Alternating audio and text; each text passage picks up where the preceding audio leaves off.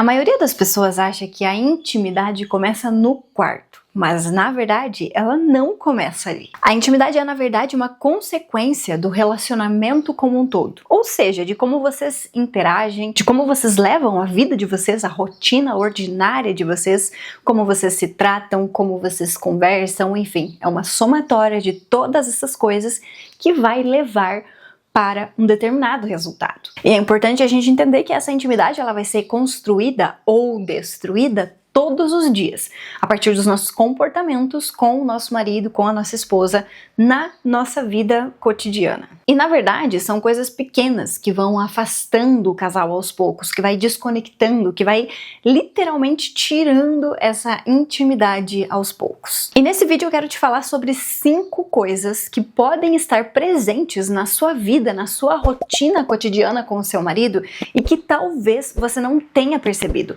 mas que estão minando a intimidade de vocês, que está literalmente afastando vocês enquanto casal, está desligando vocês, fazendo com que esse casamento fique cada vez mais frio. Então fica atento a esses 5 pontos, porque às vezes vocês estão praticando no piloto automático e nem se deram conta de que isso pode sim estar prejudicando o casamento de vocês. E não por nada, mas pode ser que o tópico número 5 esteja muito presente na vida de vocês e vocês ainda não se deram conta do estrago que está fazendo.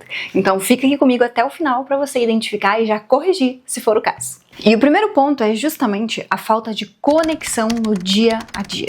Vocês até conversam, só que é só sobre rotina. Contas, problemas, compromissos, mas não conversam mais como casal realmente sobre vocês, sobre emoções, sobre sentimentos, sobre desejos, sobre planos. Não existe mais profundidade, não existe uma troca mais emocional. Não existe presença para o casamento, criada intencionalmente para isso. E a verdade é que sem essa conexão emocional não vai existir uma intimidade de verdade. Porque na verdade é como se vocês tivessem aprendido a conviver como 2 pessoas que se conhecem, que convivem juntos, mas que não tem mais uma intimidade como casal realmente, como marido e mulher. É mais como se vocês fossem amigos, colegas, parceiros que dividem uma casa, que dividem as contas, que dividem os problemas. Mas esse não é o objetivo do casamento. Não foi para isso que o casamento foi criado e é muito importante que a gente não normalize essas questões, porque isso vai levar o nosso casamento à falência. Isso vai fazer com que a gente não queira mais ficar nessa relação. Nós, como seres humanos, sempre buscamos uma recompensa, um prazer. E se a gente não constrói isso dentro do casamento, o casamento vai ficando realmente um lugar pesado. Um lugar somente de resolver problemas, somente de coisas difíceis, somente de divisão de contas, somente de responsabilidades, de cobranças, e a gente precisa olhar de forma intencional para que o casamento não seja somente isso, para que a gente tenha um equilíbrio e a gente encontre o nosso melhor lugar também dentro do casamento. Isso vai incluir a conexão emocional, vai incluir esse vínculo mais profundo do casal, onde está inserida a intimidade física, as relações íntimas que o casal vai ter. Mas não só isso, a conexão emocional, a confiança, a parceria, eu poder falar abertamente, poder expor, poder conversar, poder contar com aquela pessoa antes de qualquer outra. Isso é muito importante. O segundo ponto é justamente a falta de comunicação sobre intimidade. Muitos casais têm bastante dificuldade em comunicação de modo geral, quanto mais de intimidade. Muitas vezes têm vergonha, as pessoas tratam isso como se fosse um assunto muito mais delicado ou espantoso. Tratam realmente como se fosse um tabu, como se você não fosse casar e ter relações íntimas com o seu parceiro, como se isso fosse algo, nossa, fora do normal. Algumas pessoas têm medo, têm receio, vergonha de falar. Mas é preciso que dentro do nosso casamento a gente fale sobre isso abertamente para que a gente possa alinhar isso. Porque às vezes o casal tá repetindo um ciclo, alguns comportamentos, algumas coisas que não estão sendo benéficas. Às vezes está ativando gatilhos na outra pessoa, às vezes está sendo extremamente desconfortável naquele momento mais íntimo. Mas mesmo assim, pode passar anos aquilo se repetindo e aquilo sendo ruim, negativo, porque a pessoa não consegue essa abertura para falar. E se a pessoa não tem essa abertura para falar, muitas vezes é por conta dessa distância emocional que o casal tem, que é construída justamente no todo, no dia a dia. Por isso que é tão importante a conexão como um todo desse casal. Quando a gente não fala o que a gente precisa, o que a gente deseja, a outra pessoa não vai saber o que tá faltando, ou se tá bom, ou se tá ruim, ou se precisa ser mudado alguma coisa. Ela simplesmente vai continuar fazendo aquilo que ela acha que é melhor, o que é certo, ou que deve ser feito. É por isso que a gente precisa conversar abertamente, fazer os pedidos, desejos, necessidades, ouvir o nosso parceiro também, porque só assim a gente vai conseguir construir algo que seja benéfico para os dois, que seja válido, que seja gostoso, que seja prazeroso para cada um. O terceiro tópico é a perda da admiração. E infelizmente, a intimidade ela não vai sobreviver sem admiração. E isso vai acontecendo aos poucos, justamente ao longo da nossa vida, nas coisas acontecendo ao longo do tempo. Quando a gente para de valorizar o outro, quando a gente começa a ver só os defeitos do outro, quando o respeito ele vai diminuindo, quando a gente começa a invalidar todos os movimentos do outro. Quando a gente faz isso, automaticamente o desejo por aquela pessoa vai diminuir na mesma proporção.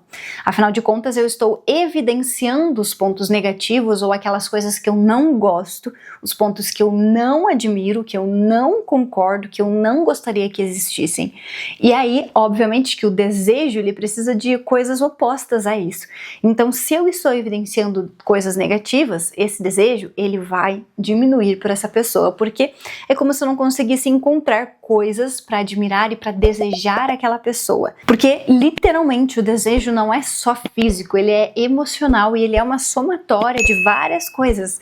Então, se eu tenho comportamentos que geram mágoas, se eu tenho pequenas coisas que meu parceiro faz no dia a dia que fazem com que eu não goste, que eu não admire, que eu não concorde, que eu não respeite, o desejo vai ser completamente impactado por essas questões. Porque se eu não consigo admirar a pessoa que está do meu lado, é literalmente como se eu estivesse dizendo que eu mereço mais do que aquilo. Eu mereço algo diferente do que aquela pessoa está conseguindo me entregar naquele momento. Só que aí muitas vezes quando a gente passa a olhar só para as coisas ruins, a gente meio que elimina as coisas boas e a gente fica com o nosso foco só nas ruins e as outras coisas são invalidadas. Então é um lugar muito perigoso que a gente precisa tomar muito cuidado. O quarto ponto é o casamento não ser prioridade. Isso aqui também é muito importante e é muito comum de acontecer. As pessoas normalmente não olham para o casamento com a devida importância que ele merece, que ele deveria ter na vida desse casal. Ou seja, colocam compromissos familiares, amigos, trabalho, empresa, coisas, qualquer coisa antes do casamento. Então qualquer coisa é um compromisso maior do que o próprio casamento. E o casamento vai sempre ficando em segundo plano. A gente tem um compromisso aqui, mas dá para deixar para depois. Afinal de contas, é um compromisso com a minha esposa, então não é tão importante assim. A gente pode remarcar. Mas as outras coisas, os outros compromissos são inegociáveis. Esse é um grande problema, porque o nosso principal compromisso, que deveria ser sempre inegociável, é justamente o casamento. As outras coisas sim deveriam poder esperar, mas o casamento não deveria. E é claro que tudo aquilo que não é prioridade na nossa vida vai enfraquecendo. A gente não se sente priorizado, a gente não se sente validado, a gente não se sente visto, a gente não se sente importante dentro daquela relação e o outro tem esse mesmo sentimento. Então a gente vai buscar o outro lugar onde a gente pertença, onde a gente tenha mais visibilidade, mais importância, onde a gente seja mais admirado, respeitado, onde a gente encontre algo para nos satisfazer fora do casamento. E é aí que a gente erra, porque aí a gente começa a satisfazer tudo aquilo que a gente deseja ou busca fora do casamento. E aí a gente nunca consegue encontrar nada tão bom assim dentro do casamento. Por quê? Dentro do casamento é só as coisas negativas mesmo. É as brigas, gritos, desrespeito, desconexão, problemas, contas, todas as coisas pesadas estão dentro do casamento. Quando eu quero algo mais leve, eu tenho que buscar fora. Esse é o principal erro. E é por isso que o casamento tem que ser prioridade, porque a gente vai construir na nossa rotina momentos ou pontos específicos intencionais para a gente se conectar, para a gente ter bons momentos com o nosso parceiro, porque senão, se a gente deixar a própria sorte, obviamente que isso nunca vai acontecer. Por isso que precisa ser construído, colocado na agenda, é um compromisso.